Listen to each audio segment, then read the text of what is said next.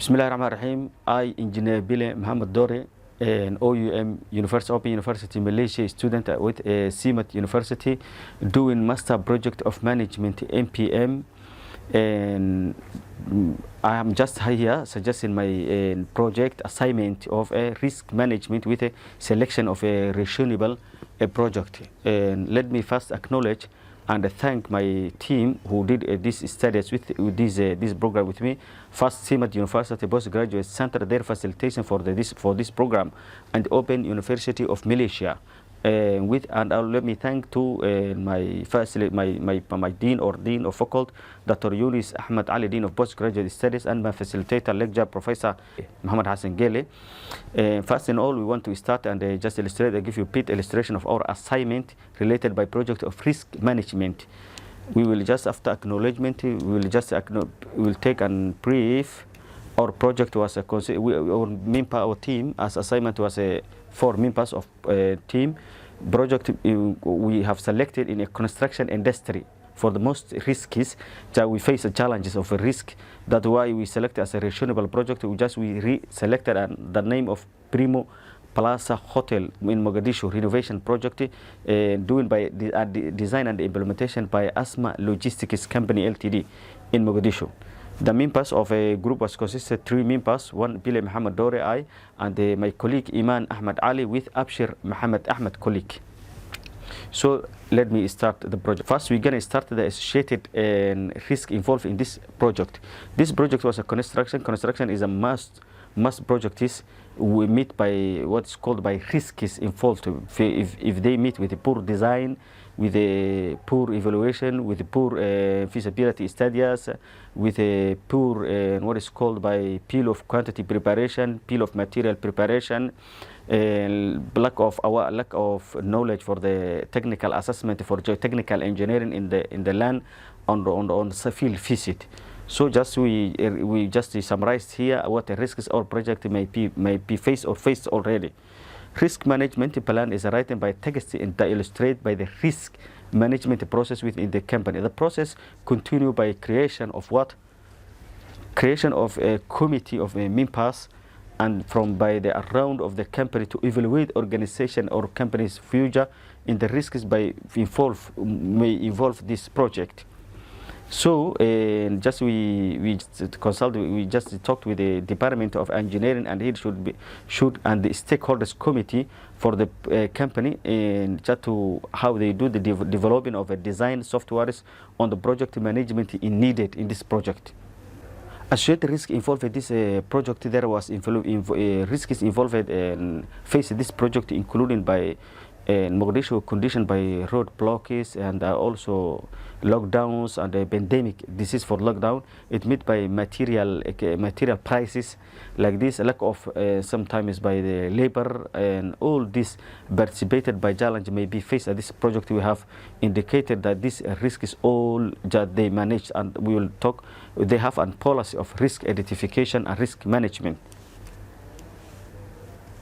The background of project, it started demonstrated by the new extension of Primo Palace, Mogadishu, Somalia. Renovation of the project consists of 2 main objectives. One is extension for the new accommodation promised for the hotel and the area. So we just seen everything that related by the floors and added by the dead loadies, life loadies, because of part of the building was 35 years old.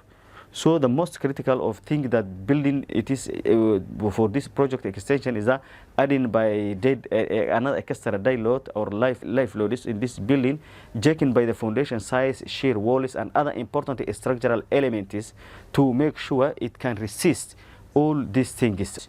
So we have seen that they just reject associated risks in all areas that we mentioned in project, involved by every construction project entails by a risk defined by risk managing risk. It's necessary experience by strategic operation, and the plan make a decision when a threat became. Okay, there was a risks that we have seen if it can affect the project or like labor shortage, health and safety hazards, and also material delays. Because of we talked about the delay, lockdowns, pandemic diseases, and inflammation like this. Labor shortage is a main factor can caused by project risk. Risk monitoring control, they have a plan. We have a plan for risk monitoring and plan. Like construction risk management aims and a schedule track. Like this risk monitoring plan is fulfill the requirement of bill of quantities and the work schedules, project work schedules. Also bill of BOM and bill of material. The risk monitoring plan including by risk register. When a project, it comes by a tracking of a risk of a project or a risk register, the single source that track on series contains by the risk associated with the project will become an additional information on those, so that they have a risk register system. Also risk identification, deficit of the variety of the risk identification of tools. So they had a risk identification tool controlled by safety and hazard leads, management of change orders, an incomplete drawing and poorly defined of scope, an unknown site condition. All that they had a policy for to manage because of they did a work schedule, first BOM, bill of material, bill of quantities, structural analysis, and well designed. So that all these things they had completed technical drawing and work schedule called WBS. Also, they do a SWOT analysis in the risk identification process for that risk strengths or weakness, and also opportunity and threat, as discussed in the project. Thank you very much. Risk monitoring and control plan. Construction risk management aims to schedule, track, and regulate the steps required to avoid the risks. To do the most risk, recognize the hazard, determine the risk, implement it, and risk management, measure it, and manage any residual risks. Risk management plan. Management plan documented that the project managers and the organization develop and use it to anticipate project risks. Step 2.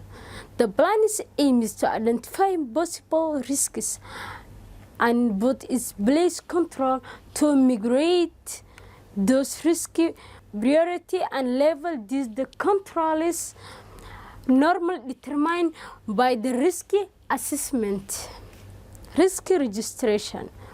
When it comes to risk, tracks risk on the project risk registration in the single courses to trace since the continued risk associated with the project, as well as common identify information and those risk identification in construction project. Dispute that the effective variety of the risk identification tools and techniques are valuable. Only few commonly used in the construction industry, according to Leon and Stigmore 2004. The most widely used risk assessment are brainstorming, case study opportunities, and checklist. To checklist risk identification in construction in project. The checklists in project: number 1, safety hazards that lead to workers' accidents and injuries. The number 2 checklist is management change orders. Incomplete drawing, the poorly identified scope, unknowing said condition. SWOT analysis in identification risk process. We just talk about SWOT analysis. What is now the words that come together in one time. When SWOT analysis in risk identification process. As SWOT analysis meant by strength, weakness, and opportunity and threats. When we talk about strengths. Strength is it's not something that so far time just talking it talks about construction theme with staff members. Small 3 3 employees can change and adapt quick. Small 3 employees, the smallest, employers can change, and adapt quick. Now, the staff is, always the employees, can adapt if they have, good mind. They can adapt, and change, the firm or the company, they can change and adapt, for quickly. When we talk about, that was, strength. When we talk about weakness, weakness, no one has been a mediator before or been through any formal mediation, training progress. No one needs, when we talk about weakness, weakness now is like something that your company are so weak, staff, Okay, we talk about, opportunity. Opportunity, it is mostly commercial construction contracts requires a Mediterranean, despite hundreds of Mediterraneans in the marketplace, only if you have actual construction experience, or for smaller dispute Mediterranean don't work as a team. Only individualist qualified staff can offer anyone the advantage of a group, a natural evaluate, despite dispute. Really, opportunity talks about, how can firm get some opportunities about employers. When we get, opportunities, can we have some employees, that can, take part, that opportunity, and they have, can they have, some beautiful trainings, that can make, that opportunities to get a lot of advantage, Really talks about an opportunity. That means, if the company have beautiful, hundreds of, when we talk about team, team together and individuals, they can make advantages, about that. When we talk about trades, trades now, it is anyone can come, a mediator. So other construction law firm could open up their own mediation service as well.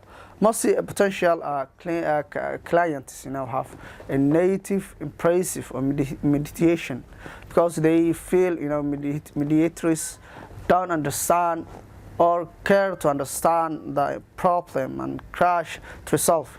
Really, anyone can become a mediator. Now everyone can be, mediator, but so the construction law firm, could open up. Now the firm role, could open up, their own mediation service as well. Really, if the employers have, a good mediator, it's a good mediator, really he have, own mediator in service as well as most potential clients, have a native impression of mediation, most clients, clients is it's like customers, clients like the people who have, stakeholders, as I believe, really, they have, a native impression of mediation, because they feel, mediators don't understand, or care to understand, the problem.